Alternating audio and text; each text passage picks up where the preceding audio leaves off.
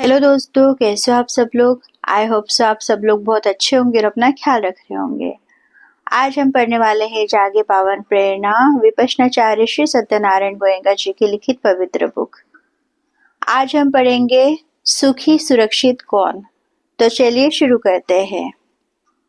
पाली वाड़मय के विशाल फलक पर 2600 वर्ष पूर्व के भारत का एक मनोहारी चित्र उभर कर आता है। उन दिनों कृषि के साथ साथ गोपालन लोगों का एक प्रमुख पेशा था। बड़े बड़े गोप सैकड़ों हजारों की संख्या में गौवे पालते थे और सुख समृद्धि का जीवन जीते थे। ऐसे ही एक समृद्ध और सुखी गृहस्थ के जीवन का चित्र उभर कर आया है। उसका नाम है धन्य गोप। उसकी प्रेमिल पतिव्रता पत्नी, 7 आज्ञाकारी पुत्र, 7 सुशील पुत्र वधुएं और 7 ही पुत्रियों का भरा पूरा परिवार है। प्रचुर गोधन के कारण परिवार में धन धान्य की बहुतायत है। परिवार संयुक्त है। परिवार के लोग सदाचारी है। परस्पर स्नेह समाचरण है, सोमनसता है, अतः संतुष्टि है। सुख समृद्धि की यह संतुष्टि धन्य गोप की हर्ष भरी वाणी में स्पष्ट प्रकट होती है। परंतु लौकिक समृद्धि के साथ साथ यह आध्यात्मिक नव जागरण का भी युग है। भगवान गौतम बुद्ध के आविर्भाव ने आध्यात्मिक वातावरण में गहन गंभीरता भर दी है। उनकी और उनके द्वारा सिखाई गई मुक्तिदायिनी विपश्यना साधना की धर्म कीर्ति दूर दूर तक फैल गई है। प्रस्तुत प्रसंग में धन्य गोप अपने परिवार और गोधन के साथ मही नदी के तट पर बसा हुआ है। तट और तट के समीपवर्ती हरे भरे चरागाह गोधन के चरने के लिए बहुत अनुकूल है। संध्या का समय है। अंशुमाली विश्राम के लिए पश्चिमी क्षितिज की ओर ढग बढ़ा रहे हैं। आकाश में बादल छाने लगे हैं, घटाएं घिरने लगी है। बीच बीच में बिजली चमक उठती है। गड़गड़ाहट भरा घन निनाद सारे वातावरण को आंदोलित कर देता है। धन्य गोप अपनी कुटिया के सामने बैठा है। सांसारिक समृद्धि और पारिवारिक समृद्धि से संतुष्ट प्रसन्न है। उसके सौभाग्य से उसी समय भगवान बुद्ध भी मही के उस सुहावने तट पर आए हैं। धन्य गोप उल्लास भरे शब्दों में अपने सुखी गृहस्थ जीवन के गीत गाता है। प्रत्युत्तर में भगवान अनुत्तर विमुक्ति सुख का उद्घोष करते हैं। लोकीय सुख तो आखिर लोकीय सुख ही है, अनित्य, नश्वर, भंगुर, देर सबेर बदल जाने वाला, विनिष्ट हो जाने वाला और परिणाम स्वरूप दुख ही उत्पन्न करने वाला होता है। नित्य, शाश्वत, ध्रुव, अनुत्तर विमुक्ति सुख से उसकी कोई तुलना नहीं। दोनों की वार्ता अत्यंत रोचक ही नहीं बल्कि प्रेरणा प्रदायक भी है, धर्म संवेग जगाने वाली है। आओ सुने। धन्य गोप। भात मेरा पक चुका है, दूध दूह लिया गया है। संयुक्त परिवार के साथ सामंजस्यपूर्ण वातावरण में मही नदी के तट पर निवास करता हूँ। कुटी छाई हुई है, आग सुलगा ली गई है। अब है पर्जन्य देव, चाहो तो जी भर बरसो। गृहस्थ जब सारे कामों से निवृत्त होकर विश्राम करता है तो वर्षा भले बरसे, उसे बाधक नहीं लगती। भगवान बुद्ध। मैं क्रोध और कठोरता से सर्वथा निवृत्त हूँ। मही नदी के तीर पर एक रात के लिए ठहरा हूँ। मेरी कुटी बिना छत की है, मेरी आग बुझ चुकी है। अब हे देव, चाहो तो जी भर बरसो। जीवन मुक्त व्यक्ति के लिए कोई बाधा रह ही नहीं जाती। यह भौतिक शरीर एक कुटिया है जो राग, द्वेष और मोह से आच्छादित रहती है और जिसमें मरकट स्वभावी मन निवास करता है। विपश्यना साधना द्वारा विकारों पर पड़ा यह आच्छादन खुल जाता है। मानो कुटिया की छत खुल जाती है तो मन का मरकटपना समाप्त हो जाता है, वह शांत हो जाता है। इसे ही विवट कपाट या विवट कुटी कहते हैं। ऐसे निर्वाणदर्शी व्यक्ति के भीतर विकारों की अग्नि पूरी तरह बुझ जाती है। उसका भव भ्रमण छूट जाता है, उसका यह अंतिम जीवन होता है। इसलिए मही तट पर केवल एक रात टिकने की बात कही। धन्य गोप, यहाँ न मक्खी है न मच्छर। गोवे तटवर्ती कछाड़ पर उगी घास चढ़ती है। वर्षा भले बरसे, वे उसे सह लेगी। इसलिए हे देव, चाहो तो जी भर बरसो। मक्खी मच्छर का न होना उन दिनों के ग्राम्य जीवन की स्वच्छता पर प्रकाश डालता है। भगवान बुद्ध, मैंने एक नाव बनाई और भव सागर के पार चला आया। अब तो इस नाव की भी आवश्यकता नहीं रह गई। इसलिए हे देव, अब चाहो तो जी भर बरसो। भव पार पहुंचे हुए व्यक्ति को कोई भव बाधा नहीं। अब संसार की आंधी वर्षा उसका कुछ नहीं बिगाड़ सकते। धन्य गोप, मेरी गोपी आज्ञाकारिणी है, अलोलुप है, अव्यभिचारिणी है। दीर्घ काल से वह मेरे साथ प्रेम पूर्वक रहती है। उसके बारे में मैंने कभी कोई पाप की बात नहीं सुनी। अब हे देव, चाहो तो जी भर बरसो। एक गृहस्थ के लिए पतिव्रता जीवन संगीनी चिंता मुक्त सुख का कारण होती है। भगवान बुद्ध, मेरा मन आज्ञाकारी है, विमुक्त है। दीर्घ काल से मैंने इसे सुशिक्षित कर रखा है, सुंदर बना रखा है। मुझ में जरा भी पाप नहीं बचा है। इसलिए हे देव, अब चाहो तो जी भर बरसो। ऐसे विमुक्त चित्त की सारी दुश्चिंताएं स्वतः समाप्त हो जाती है। जो निष्पाप है उसके लिए कोई भव बाधा नहीं। धन्य गोप, मैं स्वयं अपना मालिक हूँ, वेतन भोगी मजदूर नहीं। मेरे सभी पुत्र भी आज्ञाकारी हैं, मेरे समान स्वस्थ संयमी हैं। उनके बारे में भी कभी कोई पाप की बात नहीं सुनी। इसलिए हे देव, अब चाहो तो जी भर बरसो। भगवान बुद्ध, मैं किसी का चाकर नहीं, निवृत्त होकर सारे संसार में चाहे जहां विचरण करता हूँ। मुझे चाकरी की आवश्यकता नहीं।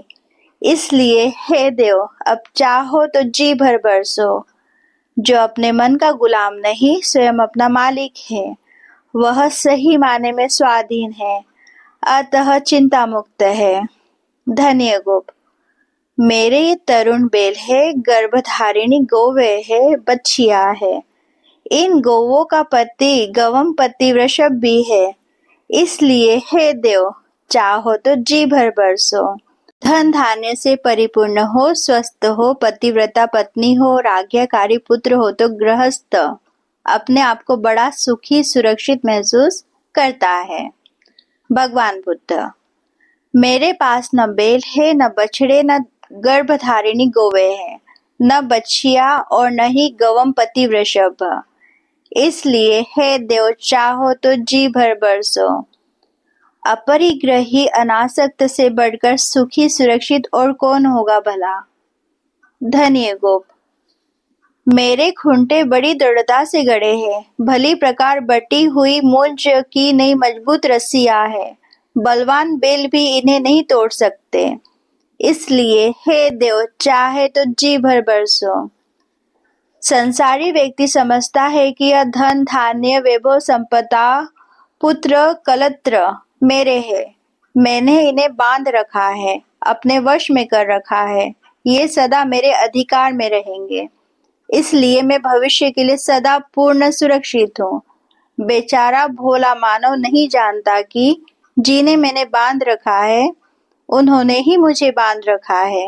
जिस परिवार और संपदा को मैं स्थायी सुरक्षित समझता हूँ, मेरे साथ साथ वह सब कितने अस्थायी है, कितने असुरक्षित हैं। इसी जीवन में विवश देखते देखते समाप्त हो जाते हैं और यह दुख गर्भा अस्थायी सुख जन्म जन्मांतरों तक चलते रहता है। कैसा विभ्रम है, कैसा विपर्यास है। और इसके मुकाबले भगवान बुद्ध, जैसे बलवान वृषभ सारे बंधन तोड़ देता है, जैसे बलवान हाथी सारी लताओं को छिन्न भिन्न कर देता है, वैसे ही मैंने भी अपने सारे बंधन पूर्णतया तोड़ दिए हैं। मैं भव बंधन से मुक्त हो चुका हूँ। अब मेरे लिए पुनर्जन्म नहीं है, पुनः गर्भशयन नहीं है। हे देव, इसलिए चाहो तो जी भर बरसो। पूर्ण विमुक्ति के इस मंगल घोष ने सारे वातावरण को धर्म की तरंगों से तरंगित कर दिया। जहाँ एक और समीप की ऊंची नीची धरती को जल राशि से भरता हुआ पर्जन्य मेघ भरसा, वही साथ साथ सारी प्रकृति को सद्धर्म के अमृत जल से सींचता हुआ भगवान की वाणी का धर्म मेघ बरसा। धन्य गोप भाग्यशाली था। अनेक जन्मों की संग्रहित पुण्य पारिमिताओं का धनी था। धर्मवाणी का यह मंगल घोष सुनते ही उसका तन मन पुलक रोमांच से भर उठा। अनित्य बोधिनी तरंगों से लहराती हुई धर्म गंगा सारे शरीर में प्रवहमान हो उठी। क्षण भर के लिए इंद्रियातीत नित्य ध्रुव निरोध अवस्था का साक्षात्कार हुआ। धन्य धन्य हुआ, श्रोतापन बना। उसके साथ परिवार के कुछ अन्य सदस्य भी श्रोतापन्न बने। अभी तक तो केवल नाम ही सुना था, अब देखा और जाना कि यह तो स्वयं भगवान बुद्ध पधारे हैं। मैं भी कैसा पागल था, इनसे जबान लड़ा रहा था, पर चलो अच्छा ही हुआ। इस बहाने इनका दर्शन हुआ, सही दर्शन हुआ। भौतिक काया का ही दर्शन नहीं, धर्म काया का भी दर्शन हुआ। स्वानुभूति के स्तर पर धर्म का दर्शन हुआ। यही तो भगवान का सही दर्शन है। मैं निहाल हो गया। महामेघ की वर्षा ध्वनि के बीच धन्य गोप भाव विभोर नतमस्तक होकर निवेदन करता है, लाभावत नो अनपक्का। सचमुच हमारा अनल्प लाभ हुआ है। हमने भगवान के सही दर्शन किए हैं। हे चक्षुमान, हम आपकी शरण ग्रहण करते हैं। हे महामुनि, आप हमारे शास्ता है, गुरु है। यह गोपी और मैं अब आपकी शिक्षा के अनुकूल विशुद्ध ब्रह्मचर्य का जीवन जीते हुए धर्म का आचरण करेंगे और इस पद पर आगे बढ़ते हुए जन्म मृत्यु को पार करते हुए भव दुखों को नितांत अंत कर लेंगे।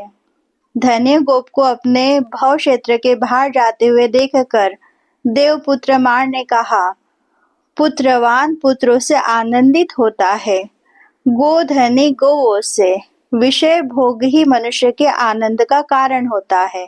जिनके पास विषय भोग के साधन नहीं है, उनके पास आनंद कहाँ। इसके प्रत्युत्तर में भगवान की गुरु गंभीर धर्मवाणी गूंजी, पुत्रवान पुत्रों के कारण चिंता मग्न रहता है और गोधनी गोवों के कारण, विषयासक्ति के कारण मनुष्य चिंताग्रस्त रहता है। जो विषयासक्ति से विमुक्त है, वही चिंता विमुक्त है। भगवान की यह धर्ममय वाणी हमारे लिए भी प्रभुत प्रेरणा का कारण बने। हम भी धन्य गोप की तरह कदम कदम आगे बढ़ते हुए विषयासक्ति से छुटकारा पाए और दुख विमुक्त होकर अपना कल्याण साध ले। अभी हम पढ़ेंगे 6 यथार्थ की अनुभूति। तो चलिए शुरू करते हैं। काम वासना मानव मन की सबसे बड़ी दुर्बलता है। जिन 3 तृष्णाओं के कारण वह भव नेत्री से बंधा रहता है, उसमें काम तृष्णा प्रथम है, प्रमुख है। माता पिता के काम संभोग से मानव की उत्पत्ति होती है। अतः अंतर्मन की गहराइयों तक काम भोग का प्रभाव छाया रहता है। इसके अतिरिक्त अनेक जन्मों के संचित स्वयं अपने काम संस्कार भी साथ चलते ही है। अतः मुक्ति के पथ पर चलने वाले व्यक्ति के लिए काम भोग के संस्कारों से छुटकारा पाना बहुत कठिन होता है। विपश्यना करनी ना आए तो असंभव ही हो जाता है। काम वासनाओं से छुटकारा पाकर कोई व्यक्ति ब्रह्मचार्य का जीवन जीना चाहता है, परंतु बार बार मन में वासना के तूफान उठते हैं और उसे व्याकुल बनाते हैं। कहीं ब्रह्मचर्य भंग न हो जाए, इसलिए वह कठोरतापूर्वक वासनाओं का दमन करता है और परिणामतः अपने भीतर तनाव की ग्रंथियां बांधता है। दमन द्वारा वासनाओं से मुक्ति नहीं मिलती। भीतर ही भीतर वासना उमड़ती कुलबुलाती रहती है और मन को मतती रहती है।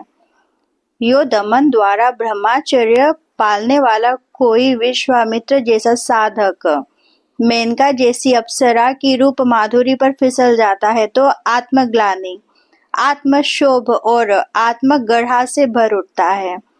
ऐसा होने पर अपराध की ग्रंथियां बांध बांध कर अपनी व्याकुलता की ओर बढ़ाता है। इसलिए फ्रायड जैसे मनोविज्ञानवेत्ता ने काम वासना के दमन को मानसिक तनाव और व्याकुलता का प्रमुख कारण माना और काम भोग की खुली छूट को प्रोत्साहित किया। अनेक लोग इस मत के पक्षधर बने। आज के युग के कुछ एक साधना सिखाने वाले लोग भी इस भाव में बह गए। ऐसे लोगों ने रोग को तो ठीक तरह से समझा, पर रोग निवारण का जो इलाज ढूंढा वह रोग के बढ़ाने का ही कारण बन बैठा।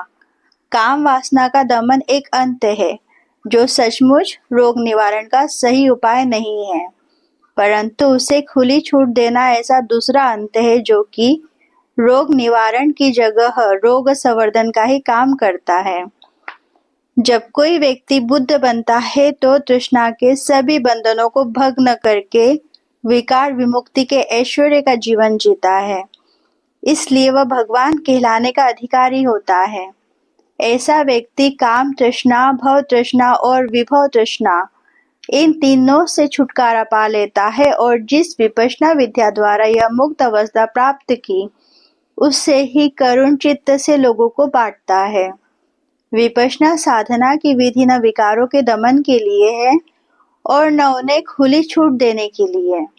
विपश्यना विधि इन दोनों अतियों के बीच का मध्यम मंगल मार्ग है जो जागे हुए विकार को साक्षी भाव से देखना सिखाती है, जिससे उसका शमन होता है, दमन नहीं।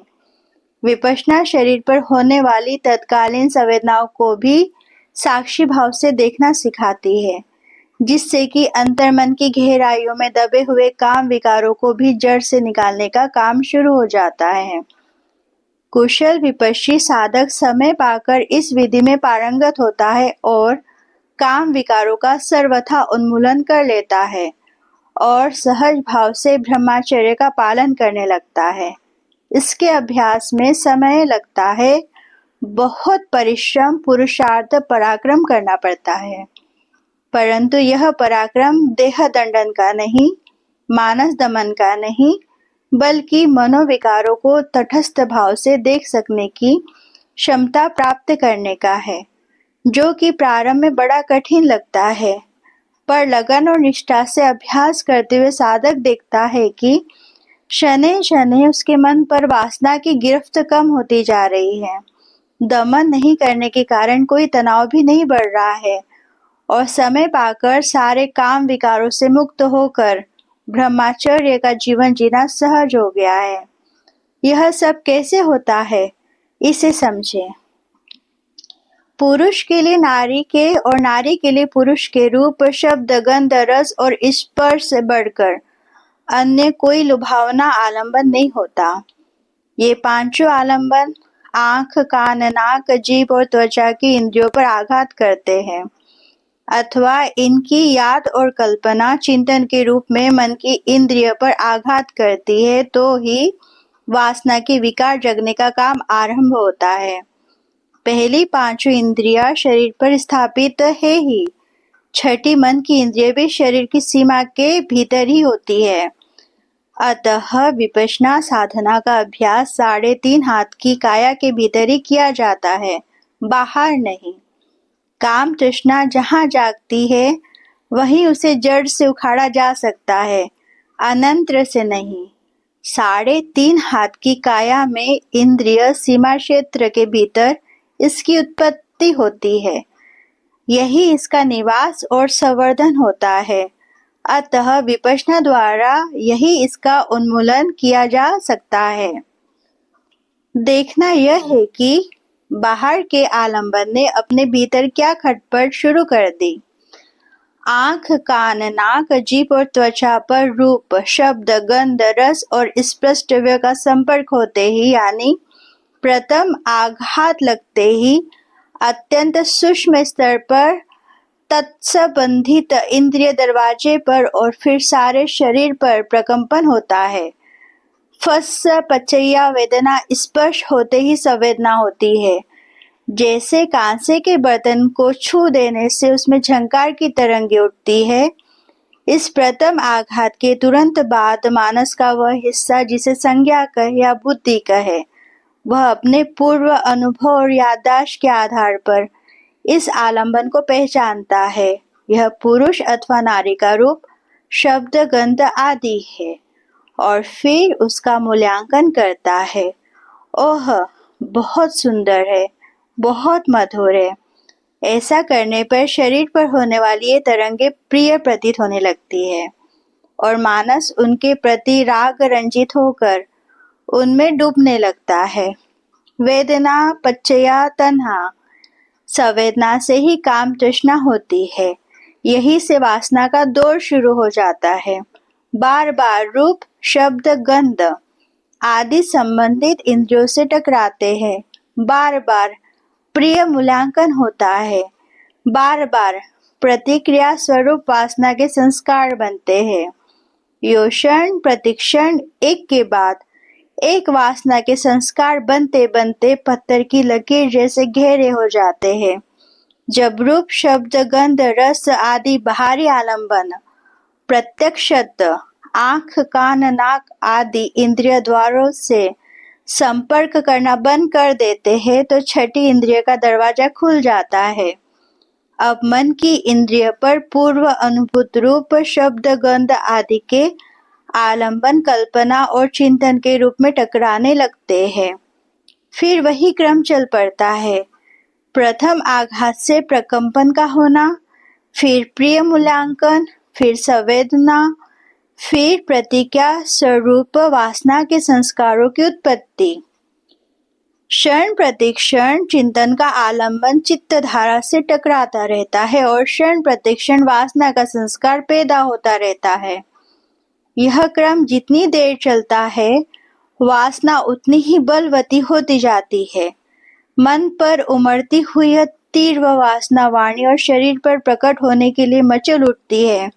सारा का सारा चित्त वासना के प्रवाह में आमूल चूल डूब जाता है। वासना में डूबे हुए व्यक्ति की सति यानी स्मृति, यहाँ स्मृति का अर्थ याददाश्त नहीं है, यानी जागरूकता बनी रहती है। वासना व्यथित व्यक्ति स्मृतिमान यानी सजग रहता है, परंतु सजगता है केवल रूप, शब्द, गंध, स्पर्श अथवा चिंतन के आलंबन के प्रति ही। इन छह में किसी न किसी आलंबन पर उसका ध्यान लगा रहता है। यही आलंबन का ध्यान वासना को उद्दीप्त करता है।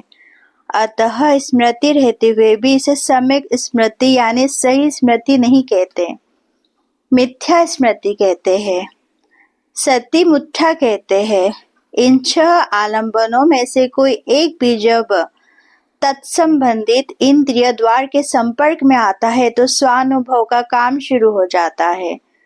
संपर्क होते ही तरंग रूपी वेदना का होना, संज्ञा द्वारा मूल्यांकन करना, संवेदना का प्रिय लगना और प्रिय संवेदना का रसास्वादन करते हुए वासना के संस्कार की प्रतिक्रिया का आरंभ होना, यह सब स्वानुभूति का क्षेत्र है, अतः सत्य का क्षेत्र है। इसके प्रति सजग रहे तो स्मृति सम्यक है। केवल आलंबन के प्रति सजग रहे, आलंबन के स्पर्श का भी निरीक्षण न कर सके, उसके आगे की स्वानुभूतियों तो दूर रही, तो स्मृति मिथ्या ही हुई, क्योंकि गहरी अनुभूति वाला क्षेत्र भुलाया हुआ है। स्मृति यानी जागरूकता जब संपजन्न से जुड़ती है तो सम्यक हो पाती है। साधक आतापि संपजानो सतीमा हो जाता है। इसी को विपश्यना कहते हैं। इसी को सत्य पठान कहते हैं, यानी सत्य का सम्यक रूप से स्वानुभूति जन्य सत्य में प्रतिष्ठापित हो जाना।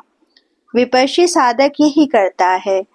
वह सत्यदर्शी होता है, आत्मदर्शी होता है। आत्मदर्शी के माने जिसका कभी स्वयं अनुभव किया ही नहीं, ऐसी सुनी सुनाई पढ़ी पढ़ाई दार्शनिक मान्यता वाली कल्पित आत्मा का दर्शन करना नहीं।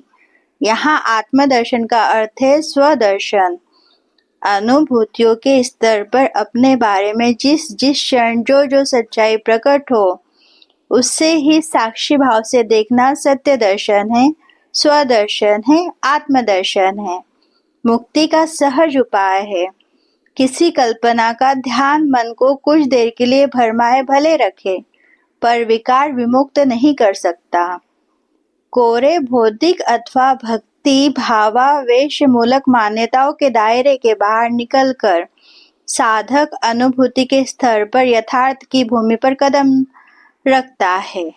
जो सत्य है उसे केवल मानकर नहीं रह जाता, उसे जानता है जानाति, और प्रज्ञापूर्वक जानता है पहचानाति। साक्षी भाव से, तटस्थ भाव से, बिना राग के, बिना द्वेष के, बिना मोह के, यथाभूत जैसा है वैसा उसके सत्य स्वभाव में यथार्थ को जानता है, मात्र जानता है, कोई प्रतिक्रिया नहीं करता, न उसे दूर करने की, न उसे रोके रखने की। केवल दर्शन, केवल ज्ञान, यही है पहचानाति। बाहर का आलम्बन चाहे जो हो, अपने भीतर काम वासना जागी तो बाहर के आलम्बन को गौण मानकर अपने भीतर की अनुभूतिजन्य सच्चाई को जानने का अभ्यास साधक शुरू कर देता है। संतम बा अजतम काम छंदम। जब भीतर काम तृष्णा है तो अथि में अजतम काम छंदोति पजानाति। मेरे भीतर काम छंद यानी काम तृष्णा है, यह प्रज्ञापूर्वक जानता है। प्रज्ञापूर्वक इस माने में भी यह अनित्य स्वभाव वाली है, अनंत काल तक बनी रहने वाली नहीं। इस समझदारी के साथ तटस्थ भाव बनाए रखता है, उसे दूर करने की जरा भी कोशिश नहीं करता, अन्यथा दमन के एक अंत की ओर झुक जाएगा और न ही उसे वाणी और शरीर पर प्रकट होने की छूट देता है, अन्यथा आग में घी डालने वाले दूसरे अंत की ओर झुक जाएगा। बस उसके अनित्य स्वभाव को समझते हुए केवल जानता है पहचानाति, क्योंकि अब उसे बढ़ावा नहीं मिल रहा। अतः समय पाकर वह जागी हुई काम तृष्णा स्वतः दूर हो जाती है। साधक इस सच्चाई को भी महज साक्षी भाव से प्रज्ञापूर्वक जान लेता है। असंतम वा अजतम काम छंदम। नहीं है भीतर काम छंद तो नथी में अजतम काम छंदोति पहचानाति। मेरे भीतर काम छंद नहीं है, इस सच्चाई को प्रज्ञापूर्वक तटस्थ भाव से जानता है। और क्योंकि विपश्यना कर रहा है तो सती मुट्ठा नहीं हुई, सती पठान का अभ्यासी है, यानी अपने भीतर नाम रूप यानी चित्त और शरीर के प्रपंच को प्रज्ञापूर्वक अनुभूति के स्तर पर जानने का काम कर रहा है। इसी को सती के साथ संपजन को जोड़ना कहते हैं। शरीर चित्त का प्रपंच वेदनाओं के रूप में प्रकट होता है। साधक मानस पर जागी हुई संवेदनाओं को तटस्थ भाव से देखता है। ये संवेदनाएं अंतर्मन से जुड़ी रहती है, अतः मन की गहराइयों में दबे हुए काम वासना के अंतःशायी संस्कार अनुशय क्लेश की उदीरना शुरू हो जाती है। इन पूर्व संचित अनुत्पन्न काम वासनाओं का उत्पाद शुरू हो जाता है। यथा च अनुपन्नस्य काम छंदंस उपादो होती तंज पजानाति। और उदीर्ण हुई इस चिर संचित काम वासना को भी साक्षी भाव से संवेदनाओं के स्तर पर देखते रहता है, तो उन पुराने संस्कारों की परत पर परत उतरते हुए उनकी निजरा होती जाती है, उनका क्षय होते जाता है। यथा च उपनस्य कामछंदस्य पहानम होती तंच पजानाति। यो उदीर्णा और निर्जरा होते होते, प्रहान क्षय होते होते एक समय ऐसा आता है जबकि अंतर्मन की गहराई तक के काम तृष्णा के सारे संस्कार उखड़ जाते हैं, उनका नाम लेश तक नहीं रहता। अब कोई काम वासना जागती ही नहीं, न किसी वर्तमान के आलंबन के कारण और न कोई पुराने संग्रह में से। यथा च पहिनस्य कामछन्दस्य आयन्तीम् अनुपाहो होति तञ्च पजानाति।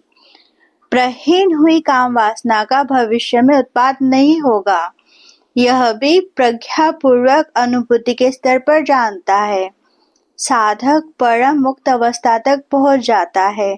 जो परिश्रम करे वही इस मुक्त अवस्था तक पहुंचे। किसी भी जाति का हो, वर्ण का हो, रंग रूप का हो, देश विदेश का हो, बोली भाषा का हो, जो करे वही मुक्त, जो न करे उसे लाभ कैसे मिले भला। कोई इसलिए नहीं करता कि यह तो हमारी परंपरागत दार्शनिक मान्यता के अनुकूल नहीं है, हम क्यों करें। कोई इसलिए नहीं करता कि यह हमारी मान्यता के अनुकूल है, देखो हमारी मान्यता कितनी महान है। इस गर्व गुमान में ही संतुष्टि कर लेता है। मान्यताओं में उलझे हुए लोग विपश्यना नहीं कर सकते, इससे लाभान्वित नहीं हो सकते, करे तो लाभान्वित होंगे ही। अभी हम पढ़ेंगे सच्ची विजय। तो चलिए शुरू करते हैं। विजय पर्व मनाने का एकमात्र उद्देश्य यही होना चाहिए कि किसी की विजय को याद कर हम भी विजयी बनने की प्रेरणा प्राप्त करें और प्रयत्नशील होकर स्वयं भी विजयी बने। किसी की विजय का गुणगान गा लेने मात्र से अथवा जश्न मना लेने मात्र से, खुशियां मना लेने मात्र से हमें क्या मिला? हमारा लाभ तो स्वयं विजयी बनने में है। किसी ने अपने दुश्मनों पर विजय पाई और फलस्वरूप उन दुश्मनों के अत्याचारों से मुक्त होकर सुखी हो गया। इससे हमें सुख कैसे मिला? हम तो तभी सुखी होंगे जबकि स्वयं अपने दुश्मनों का खात्मा कर लेंगे, अपने दुश्मनों के अत्याचारियों से मुक्ति पा लेंगे। भगवान बुद्ध ने अपने दुश्मन पर विजय पाई। उनका दुश्मन था मार यानी मृत्युराज। यह हम सबका भी दुश्मन है। मृत्युराज के चंगुल से निकलना सचमुच बड़ा ही कठिन काम है। राग, रति और तृष्णा उसकी बेटियां हैं।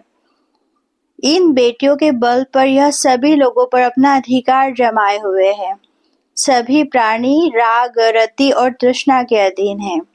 बार बार इन वासनाओं के जाल में उलझकर जन्म लेते हैं और बार बार मृत्यु के मुंह में पड़ते हैं। भगवान बुद्ध की यही सम्यक संबोधि थी। यही उनकी विमुक्ति थी कि उन्होंने तृष्णा, राग, रति को जड़ से उखाड़ कर फेंक दिया और मृत्युराज का निरुपाय कर दिया, निहत्ता, निशस्त्र, निर्बल कर परास्त कर दिया। अब बुद्ध के लिए न बार बार का जन्म रह गया और न बार बार की मृत्यु रह गई। वे मृत्यु के बंधनों से मुक्त हो गए। बुद्ध ने मार को परास्त कर दिया। बुद्ध ने मार पर विजय प्राप्त कर ली। इसलिए हम खुशियां मनाएं और बुद्ध के गुणगान गाए तो इससे हमें क्या मिल जाने वाला है? क्या इससे हम भी मुक्त हो जाएंगे? क्या इससे हम भी मृत्यु के चंगुल से छुटकारा पा लेंगे? क्या इससे हम भी अमृत पद प्राप्त कर लेंगे? यदि ऐसा होता तब तो विजय की खुशियां मनानी आवश्यक, सार्थक होती।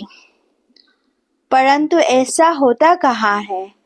यदि बुद्ध द्वारा मार को जीत लेने पर सारी दुनिया सदा के लिए मृत्यु के चंगुल से छुटकारा पा चुकी होती, तब तो ये खुशियां मनाई जानी अवश्य कुछ अर्थ रखती। परंतु ऐसा तो हुआ नहीं। ऐसा कभी होता भी नहीं। सभी लोग मृत्यु के अधीन हैं, क्योंकि सभी लोग तृष्णा के अधीन हैं। तो खुशियां किस बात की? अमृत तत्व प्राप्त करने के लिए तो एक एक को स्वयं अपनी लड़ाई लड़नी होगी। स्वयं अपने भीतर समाई हुई तृष्णा को नेस्तनाबूद करना होगा, उसे जड़ से उखाड़ना होगा। तभी विजय मिलेगी, तभी मुक्ति मिलेगी। बुद्ध की विजय बुद्ध के लिए मुक्तिदायिनी साबित हुई। इसी प्रकार एक एक व्यक्ति की अपनी विजय ही उसके लिए मुक्तिदायिनी साबित होगी। हाँ, किसी अन्य की विजय, किसी अन्य की मुक्ति हमारे लिए प्रेरणा का कारण अवश्य बननी चाहिए। हमारे लिए मार्ग निर्देशिका अवश्य बननी चाहिए। हम भी उसी मार्ग को अपनाएंगे जिसे अपना कर कोई व्यक्ति विजयी बना, मुक्त बना। हम भी उसी रास्ते पर चलकर विजयी बने, मुक्त बने। तभी विजय पर्व मनाने का कोई अर्थ है, कोई लाभ है, कोई मतलब है। किसी व्यक्ति विशेष द्वारा किसी अन्य व्यक्ति पर विजय प्राप्त करने की याद में खुशियां मनाना तो और भी बेमाने है। विजयदशमी के दिन सम्राट अशोक ने कलिंग देश को परास्त किया, वहां के लोगों पर विजय प्राप्त की। भयानक संग्राम में हजारों लोग मारे गए, लाखों अंगहीन हो गए, कितने अनाथ हुए, कितनी मांगों का सिंदूर पूछ गया, कितनी गोदें सुनी हो गई, कितने घर उजड़ गए, कितने चमन वीरान हो गए। बर्बादी के इस माहौल में अशोक ने कलिंग देश पर विजय पाई। क्या हम इस विजय की खुशियां मनाएं? क्या यह विजय सचमुच विजयी थी? इस विजय की महिमा बढ़ाने के लिए और विजेता की गौरव गरिमा स्थापित करने के लिए न जाने कितने कवियों, लेखकों और साहित्यकारों ने कलिंग पर हर प्रकार की दुष्टता का और अशोक पर हर प्रकार की सौजन्यता का गहरा रंग रोगन चढ़ा दिया होता, परंतु इससे भी यह विजय विजय नहीं होता। यह तो अशोक की पराजय थी। वह अपनी लालसाओं का गुलाम था, ऐशनाओं का दास था, तृष्णाओं का बंदी था। उनको वह जीत कहाँ सका? जीतता तो इतनी भयानक बर्बादी करता ही कैसे? उसकी सच्ची विजय तो इस बात में हुई कि इस विनाश लीला ने उसकी आंखें खोल दी। संत पुरुष अरहंत मोगलीपुत्र तिस्स के संपर्क में आकर इस विजयदशमी के दिन ही उसे अपनी भूलों का बोध हुआ। फलतः हिंसा के मार्ग का परित्याग कर उसने शांति पथ चुना। यही उसकी विजय थी। उसने अपने आप को जीता, अपने मन को जीता, अपने मन में समाये हुए दुर्गणों को परास्त किया। अब चंड अशोक धम्म अशोक बन गया। देवताओं सहित सभी प्राणियों को प्यारा लगने वाला देवाना प्रिय अशोक बन गया।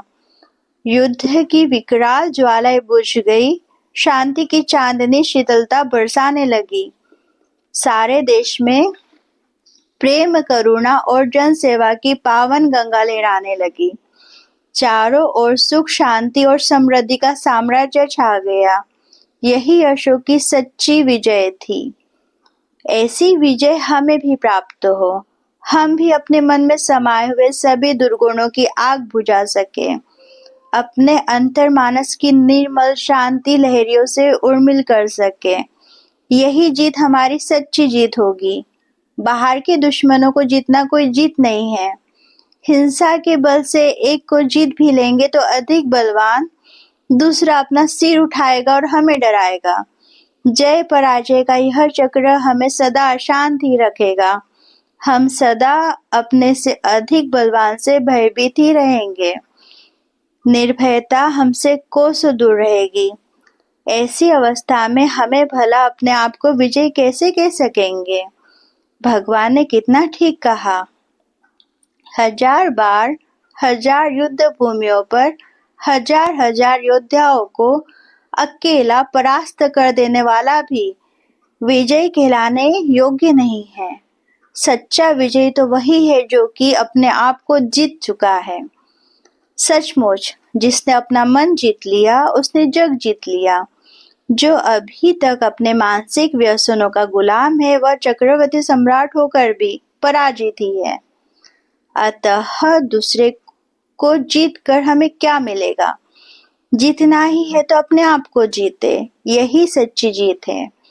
यदि किसी दूसरे को जीतना ही चाहते हो तो अपने निश्चल प्यार से जीते, असीम करुणा से जीते।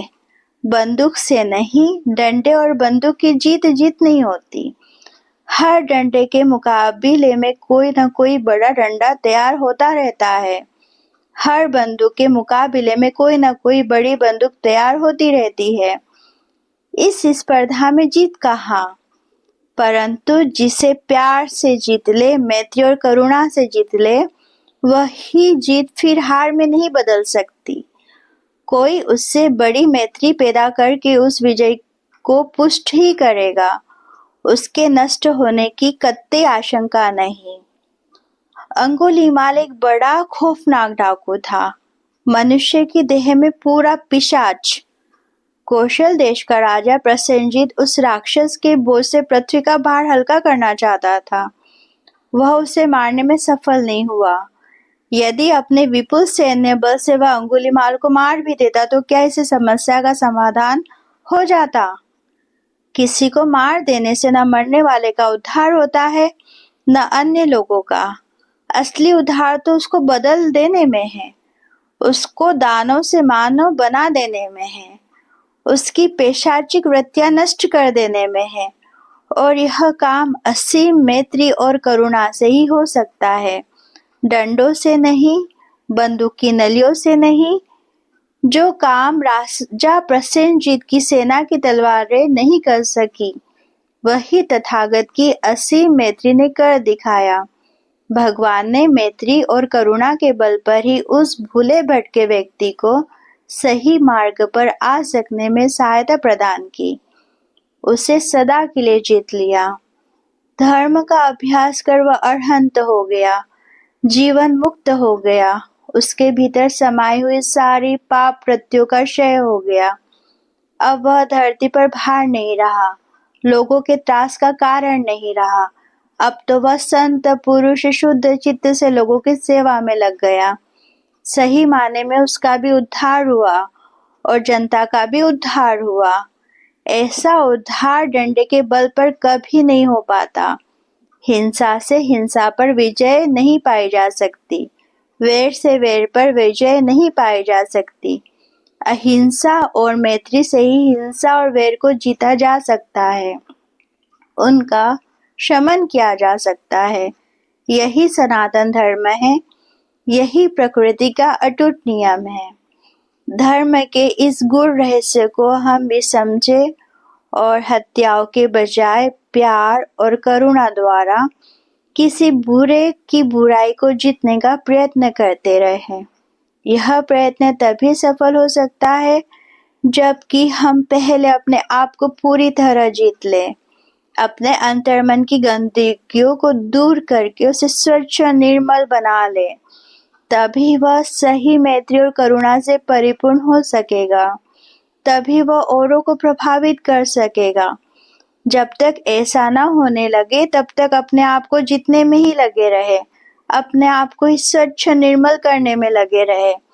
विपश्यना के सतत अभ्यास द्वारा आत्म विजयी बने, तृष्णा को जड़ से उखाड़ फेंके, आसक्तियों के बंधन से मुक्त हो जाए और इस प्रकार अपने आप पर विजय पाते हुए सही अर्थ में विजय पर्व मनाना सीखे। इसी में हमारा मंगल है, कल्याण है, भला है। यही हमारी सच्ची विजय है। इसे ही प्राप्त कर हम स्वयं सुख लाभी हो तथा औरों के सुख वर्धन का भी कारण बने। व्यावहारिक जीवन में हमें कभी कभी किसी पागल व्यक्ति का सामना करना पड़ जाता है तो उसके साथ कठोरता का बर्ताव करना जरूरी हो जाता है। ऐसे समय कठोरता बरते, परंतु बरते उसके पागलपन के प्रति। उस पागल के प्रति तो हमारा मन करुणा से ही भरा हो। ठीक वैसे ही जैसे डॉक्टर फोड़े के प्रति कठोरता बरतता हुआ उसे चीरता है, परंतु रोगी के प्रति तो उसके मन में करुणा ही करुणा समाई होती है। सब्बे सत्ता सुखिता होन्तु। अभी हम पढ़ेंगे 8 वित्त शोक सचमुच वित्त शोक हुआ। तो चलिए शुरू करते हैं। भगवान बुद्ध के लगभग 2 शताब्दी बाद देश में अशोक नाम का सम्राट हुआ। उसके अनेक भाइयों में से एक था वित्तशोक। राजपुत्रों को जीन विद्या और शिल्प कलाओं के कौशल में निपुण होना चाहिए। राजकुमार वित्तशोक युवा अवस्था को प्राप्त होते होते उन सब में निपुण हो गया। अपने बड़े भाई की देखरेख में राजकाज की जिम्मेदारियां संभालने लगा। कालांतर में अशोक बदला, आदि मध्य और अंत में सर्वतोभद्र कल्याणकारी शुद्ध बुद्ध और धर्म के संपर्क में आया तो चंडाशोक से धम्माशोक हो गया। तत्कालीन धर्माचार्यों के कुशल निर्देशन में भगवान की सर्व मांगल्यमय धर्मवाणी और उनके बताए हुए साधना मार्ग का प्रतिपादन करते हुए सम्राट अशोक ने अपूर्व शांति अनुभव की। धर्मराज के हृदय में अपनी प्रजा के प्रति असीम वात्सल्य जागा। राज्य की आमदनी प्रजा की सुरक्षा के साथ साथ उसकी सुख सुविधा में खर्च होने लगी। सड़कों का निर्माण किया गया, जिनके किनारे किनारे फल और छायादार वृक्ष लगाए गए। थोड़ी थोड़ी दूर पर पानी और प्याऊ का प्रबंध किया गया। स्थान स्थान पर धर्मशालाएं बनी, अनेक औषधालय बने, मनुष्य के लिए ही नहीं पशुओं के लिए भी। इन सब से बढ़कर लोगों को सांप्रदायिकता विहीन शुद्ध धर्म की सैद्धांतिक और व्यवहारिक शिक्षा प्रदान करने के लिए राज्य की ओर से धर्मामात्य नियुक्त किए गए। स्थान स्थान पर प्रस्तरशिला और पाषाण स्तंभों पर शुद्ध धर्म की वाणी खुदवाई गई ताकि राज्य के शासनाधिकारी और प्रजा उसे पढ़कर सद्धर्म के प्रति उत्साहित हो। स्थान स्थान पर साधना केंद्रों की स्थापना की गई ताकि लोग संयम और चित्त शुद्धि का अभ्यास कर स्वयं लाभान्वित हो सके। लोगों पर धर्म का प्रभाव बढ़ रहा था। इसके साथ साथ राज्य परिवार के सदस्यों में भी धर्म भावना बढ़ रही थी। सब नहीं तो भी अधिकांश इस धर्म गंगा में डुबकी लगाने लगे और धर्म सुधा का रस पान कर कृतार्थ होने लगे। अपने रनिवास के लिए उसने विशेष धर्माचार्यों को नियुक्त किया। सम्राट का अनुज वित्तशोक पुण्यशाली था। धर्म ने उसे प्रभावित किया। भगवान की वाणी में उसने शांति और निर्मलता का संदेश पाया। वह गृहस्थ रहते हुए भी पूज्य भिक्षु गिरिदत्त स्थिवर के चरणों में बैठकर सारा सुत्त पिटक पड़ गया। हृदय को छू जाने वाली इस महामांगल्यमय भगवत वाणी ने राजकुमार वित्तशोक को अभिभूत कर लिया। सरल भाषा में कही गई भगवान की अमृत वाणी पढ़कर धर्म की गुत्थियां नहीं रह गई। कल्पना और अंध मान्यताओं के जंजाल अपने आप दूर होने लगे। सत्य का आलोक अज्ञान के अंधकार को विदीर्ण करने लगा। कार्य कारण की नैसर्गिक नियमावली स्पष्ट समझ में आने लगी। प्रतीत्य समुत्पाद की कड़ियों पर आधारित भव प्रवाह बहुत साफ दिखने लगा। कड़ियों के टूटने पर भव प्रवाह के निरुद्ध हो जाने की बात भी बहुत साफ समझ में आई। चित्त और चित्त की चेतना तथा भौतिक शरीर की क्षण क्षण परिवर्तित संतति कैसे एक दूसरे को प्रभावित करती है और कैसे इन्हें भली प्रकार समझकर भवधारा से मुक्ति पाई जा सकती है, यह बात भी स्पष्ट हुई। भव प्रवाह दुख ही है और इसका मूल कारण है तृष्णा, जिससे इसका समुदय होता रहता है। इस कारण के निवारण से यह प्रवाह स्वतः रुक जाता है। इस कारण के निवारण के लिए कितनी स्पष्ट लेकिन परिश्रम असाध्य विधि है, जिसके अभ्यास से कोई भी व्यक्ति दुख निरोध की परम अवस्था प्राप्त कर सकता है। यो सुत्त पिटक का अध्ययन पूरा करवा कर आचार्य गिरिदत्त स्थिवर ने वित्तशोक को अभिधम्म पिटक की गंभीर शिक्षा का पारायण करवाया। नाम और रूप के पारस्परिक संबंधों की बारीकियां समझने आई तो वित्तशोक का हृदय आह्लाद विभोर हो उठा। इन दोनों पिटकों की परियत्तिजनक शिक्षा यानी शास्त्रीय शिक्षा के साथ साथ आचार्य गिरिदत्त भिक्षु ने अपने राज शिष्य को प्रतिपत्ति का भी अभ्यास कराया यानी साधना सिखाई। पढ़ी और सुनी हुई सच्चाई का दर्शन जब अनुभूति पर उतरने लगा तो चित्त श्रद्धा से प्रभावित होकर ऋजु होता चला गया। अपने परिवार और राजकाज की जिम्मेदारियों को निभाते हुए वित्तशोक एक आदर्श गृहस्थ का जीवन जीने लगा। समय बीतता गया। एक दिन बाल कतरने के लिए नाई आया। उसने सिर और मूछ दाढ़ी के बाल काटे, सवारे और तब सदा की भांति वित्तशोक के हाथ में दर्पण पकड़ा दिया। उसने दर्पण में अपना चेहरा देखा बाल पहले जितने काले और चिकने नहीं रह गए थे। स्थान स्थान पर पके बाल शरीर की जर्जरता का संदेश ले आए हैं। चेहरे पर भी जीर्णता के लक्षण उभरने लगे हैं। यह देखकर वित्तशोक के मन में बड़ा धर्म संवेग जागा। अनेक पूर्व जन्मों की तरह क्या यह जीवन भी यूं ही बीत जाएगा? मानव का अनमोल जीवन मिला और ऐसी मुक्तिदायिनी धर्म साधना मिली। मुझे इसका लाभ उठाना चाहिए। मृत्यु का क्या भरोसा, कभी आ घेरे।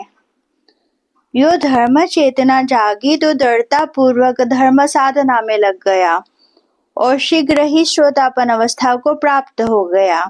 जब काया और चित्त के परे की इंद्रियातिल अमृत अवस्था का साक्षात्कार हुआ तो धर्म संवेग और घनीभूत हो उठा। मुझे मानव जीवन का और इस मुक्तिदायिनी विद्या का पूरा लाभ लेना है।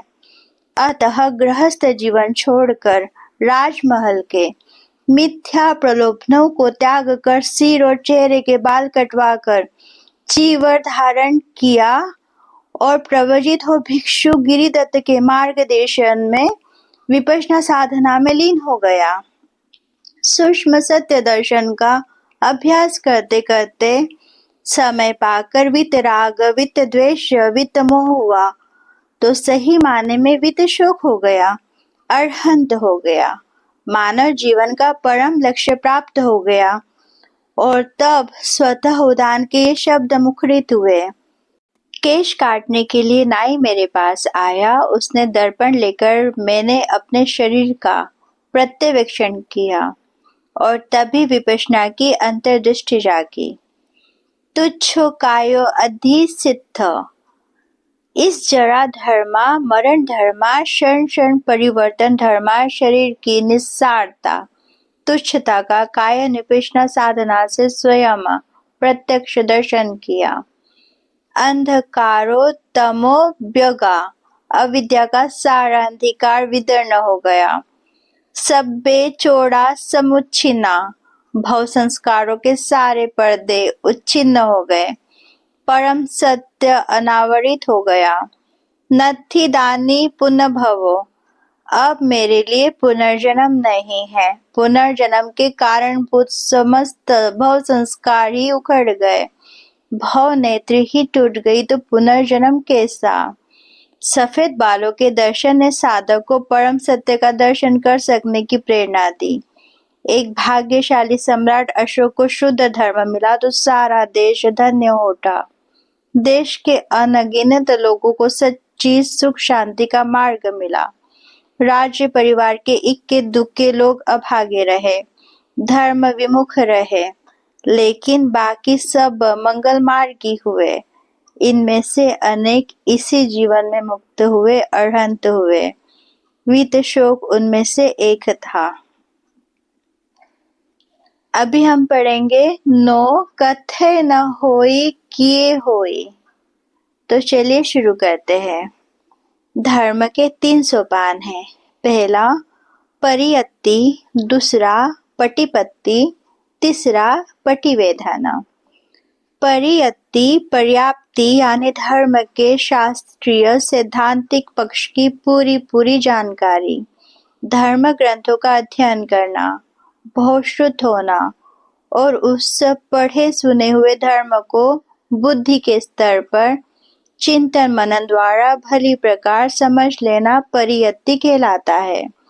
परंतु यदि कोई व्यक्ति परियत्ति यानी श्रुत ज्ञान और चिंतन ज्ञान तक ही रुका रह जाए, उसके आगे कदम न रखे तो सचमुच बड़ा अभागा है। परियत्ति ज्ञान तो पराया ज्ञान है, अपना नहीं।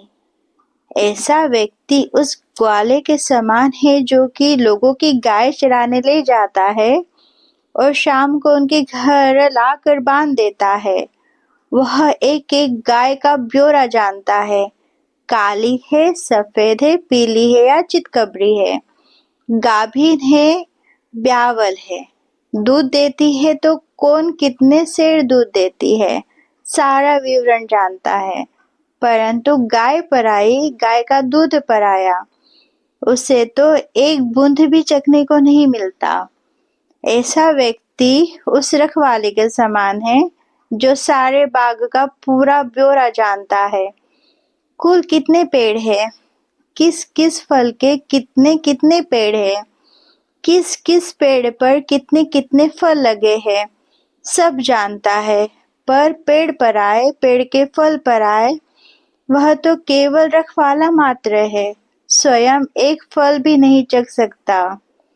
ऐसा व्यक्ति उस मजदूर के समान है जो कि अपने सिर पर बहुमूल्य वस्त्र आभूषणों की संदूक उठाए चलता है, पर संदूक पर आई, उसके भीतर का माल मत्ता पर आया, वह उसे छू तक नहीं सकता, केवल भार ढोता है।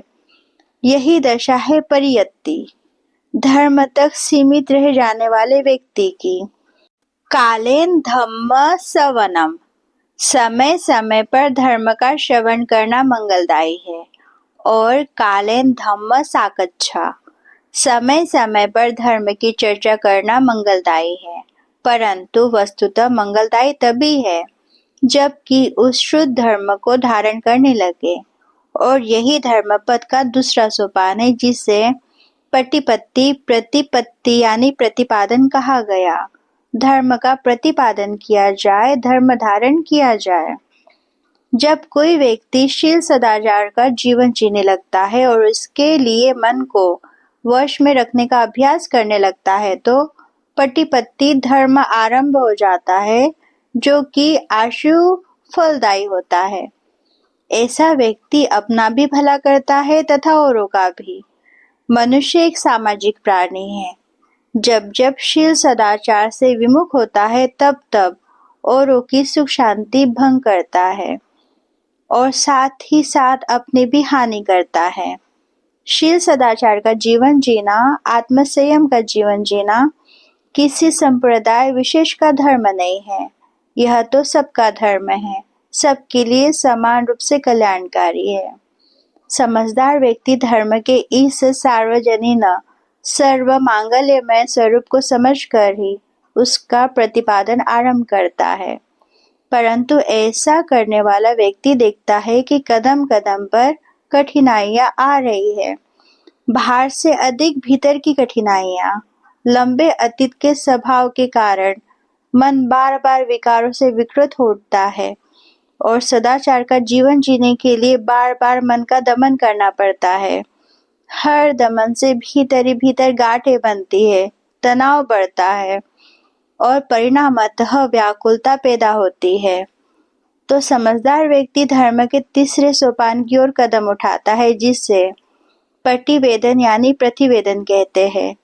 वह अपने चित्त के बारे में स्वयं अनुसंधान करना शुरू करता है, चित्त पर उत्पन्न होने वाले विकारों के बारे में अनुसंधान करता है, चित्त और शरीर के पारस्परिक संबंधों को जानने के लिए शरीर के बारे में अनुसंधान करता है, चित्त विकारों के कारण प्रभावित होती हुई शारीरिक संवेदनाओं के बारे में अनुसंधान करता है। अनुसंधान के प्रारंभिक प्रयत्नों में घनीभूत सत्यों का ही सामना होता है। शरीर संबंधी सघनता और शरीर पर होने वाली संवेदनाओं की सघनता, चित्त की चित्तवृत्तियों की सघनता, यही प्रतिवेदन है जो कि स्थूल का विघटन करते करते सूक्ष्माति सूक्ष्म सत्य तक पहुंचाता है। शरीर चित्तवृत्तियों के बारे में अंतिम सत्य का साक्षात्कार करवाता है। प्रतिवेदन की इस प्रक्रिया में सहज भाव से मन के विकार दूर होने लगते हैं, मन की गांठें खुलने लगती है। विविध प्रकार से प्रतिवेदन करने वाली विपश्यना साधना द्वारा साधक एक एक घनीभूत कर्म ग्रंथि को ढूंढ ढूंढ कर खोलता है, उसके तार तार अलग कर लेता है, तो विकार विमुक्त हो जाता है, दुख विमुक्त हो जाता है। अंततः शरीर और चित्त के परे जो परम सत्य है उसका भी साक्षात्कार कर लेता है। इस प्रकार धर्म की यात्रा पूरी कर मानव जीवन सफल बना लेता है। परियत्ति प्रतिपत्ति के लिए है, प्रतिपत्ति प्रतिवेदन के लिए है, प्रतिवेदन विकार विमुक्ति के लिए है। धर्म का यह सार्वजनिक वैज्ञानिक पक्ष धारण करने पर ही फलदायी होता है, मंगलदायी होता है। इसकी केवल चर्चा करे, केवल श्रद्धा पूर्वक श्रवण करे अथवा बुद्धि के स्तर पर चिंतन मनन करे, पर धारण न करे तो कोई लाभ नहीं होता। इस संदर्भ में कबीर के यह बोल कितने सार्थक लगते हैं। कथय बदय सुने सब कोई कहते हैं, बोलते हैं, सुनते हैं, पर कथे न होई किए होई। कहने से कुछ नहीं होता, जो कल्याण होता है वह करने से ही होता है। अतः साधक को केवल कह सुनकर न रह जाए, आओ करे, धर्म धारण करे, परियत्ति के क्षेत्र से आगे बढ़कर प्रतिपत्ति के ओर, प्रतिवेदन के क्षेत्रों की ओर बढ़े और सही माने में अपना कल्याण साध ले। सो दोस्तों, आज तक के लिए इतना ही।